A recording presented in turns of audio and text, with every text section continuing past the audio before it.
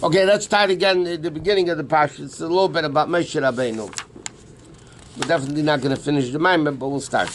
Ela Mishpatim asher tasim lefneim. These are the Mishpatim, the laws that you should put before them. Ki sikna Eved Ivri. When you buy an Eved Ivri, you know he works for 6 years and the rest on the 7th and so on. So tzarich lahavim, we need to understand the pasuk begins plural and ends off singular. It says Ela Mishpatim asher tasim lefneihem. Yeah, before them plural.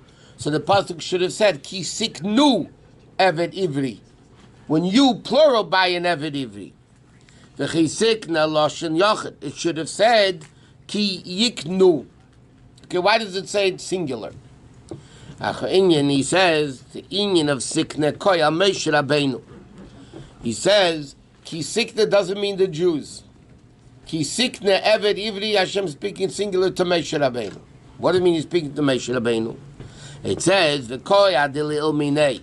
The pasuk begins by saying Ela Mishpatim asher tasim. Who's giving it? Moshe Rabbeinu gives the Mishpatim. Davke Yosef Mishpatim. How does he do it? Aidei ki sikna Eved Ivri. And that's what Rebbe is explaining like this. How does Moshe Rabbeinu able to give the laws to the Yidden? So Hashem says, you know what, Ela Mishpatim, you know when you're going to give the Mishpatim? In a proper way. When ki sikna, when you buy an Eved Ivri. Meaning when Moshe Rabbeinu does the inyan of Eved Ivri, then he's going to be able to give the Mishpatim properly to the Jews. So what does all this mean? Personally? Huh? Moshe personally? Personally. So one more time. So Moshe, when Moshe himself buys an Eved Ivri? Yeah, but he's going to explain what that means. Obviously he's not talking about buying slaves. Okay. He says, V'nei ksiv nasati etzeh b'sotcha levemtecha. Right? The pasuk says, I will give grass in your field, in Shema, right? I will give grass in the fields for your animals and they will eat. So remember, the Medrash just took famous question. Chumash Dvar Moshe Rabbeinu is speaking. Yeah? So how is it possible Moshe Rabbeinu comes along and says, I give grass? He doesn't give grass, Hashem gives grass. Right? So Chazal answered, Shechina medaberes miteich greina shel Moshe. When Moshe Rabbeinu spoke, he used the microphone. The Shechina is speaking through him. So Moshe Rabbeinu says, I am giving grass. It's not Moshe Rabbeinu, it's the Shechina that's speaking. Like when you speak through the microphone doesn't say, I'm giving you. It's just the microphone of Hashem. But here the Alter Rebbe explains, no, it's Taka going on Moshe Rabbeinu. What? Yeah, can't you say also Taka Moshe Rabbeinu? Just like Moshe Rabbeinu brought man and Ananiah Kabbalah and the Mayim. Hashem brought the man.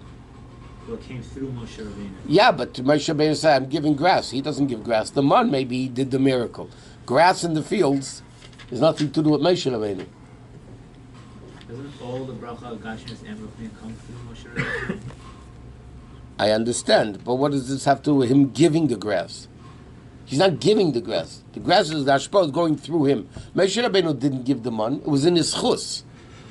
The man fell in the schus of Moshe Rabbeinu, but who gives the man? Hashem gave the man. Much more so the grass. Because the grass for sure, it wasn't a miracle. Thing. But he says something else. He says the taka goes on to Moshe Rabbeinu. Moshe Rabbeinu says, I give grass for your zera behemoths, for the behemoths of the neshama. It says like this.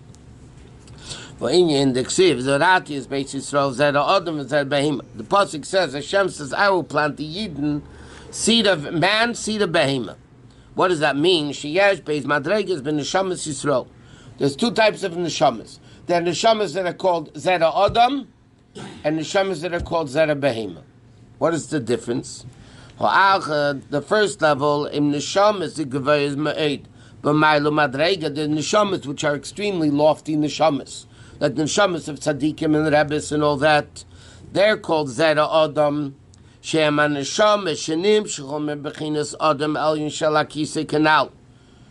come, for Zera Adam means they come from the Adam that's on the throne of Hashem. And these are the neshamas of Atzilus. You said neshamas of tzaddikim and rebbes that are neshamas of Atzilus, and they're called Bonim. On the other hand, all the neshamas of Bria, Yetzir and Asi are called Avodim. because it's not the same level of kedusha. V'hainu kamei shemaylas ha'adam. Why? What's the uniqueness of zera adam neshamas? So he says the difference between Adam and Behema. We'll understand the difference between neshamas of zera Adam and zera Behema. What's the uniqueness of Adam? Sheyesh le das, that he has the atochainin lo Adam das, right? Behema has no das. The Gemara says Behema ein lo das, and a person has das. So when you say there are neshamas that are called Adam versus neshamas that are called Behema, it means there are neshamas that have a feeling of Elokus, and there are neshamas that don't have a feeling of Elokus. Kach elo neshamas yesh lam das godel belokus. Upirish das, what does das mean? Ein rachamon ein ratzalei ma'yediyah levad. It doesn't mean knowing. It means hargosh mamish kameshi is born. As Alter Rebbe will continue the Maamarim later, they have not only an understanding, they feel it. They're one with it. They feel Elokus. V'abeis, and the second level of neshamas is zera behema, which are neshamas of briyatzir nasiya, which are kamat. Kol neshamas shebederisenu, all the neshamas of our generation are called behemoths, zera behema. Why? Even in the earlier generations of the Tanoim and Amiroim, that says Reisi b'nei Aliyah ve'mu'atim. Right? Alter Rebbe says in the first parak of Tanya. Hashem saw that b'nei Aliyah, these great neshamas, were very few, so he spread them out through all generations. So even in the earlier generations, there are a few b'nei Aliyah. How much more so in our generations? Which could be even, as Alter Rebbe says in Tanya, it could be one. Tzadik Yisei Deilam, that's the foundation. She'em ha-neshamas she'ein lam das kol kach belukus. That don't have the level of das. And he says, ve'ein ratzalei she'ein lam seichel v'asaga belukus. They have understanding of elukus. A person can understand elukus. Ela av gam sheyesh lam seichel v'asaga. Even though they have an understanding. Shemasigim umaskilim gdulus haberi yisbarach mipi svarim mipi seifrim hasaga v'avana gedel. They can have a tremendously great zera behema can have a tremendously great understanding of Elokus. Do our Kodesh Baruch Hu mechayu mahavakol. He gives existence to everything, and His greatness has no end. But what does not have? The level of das.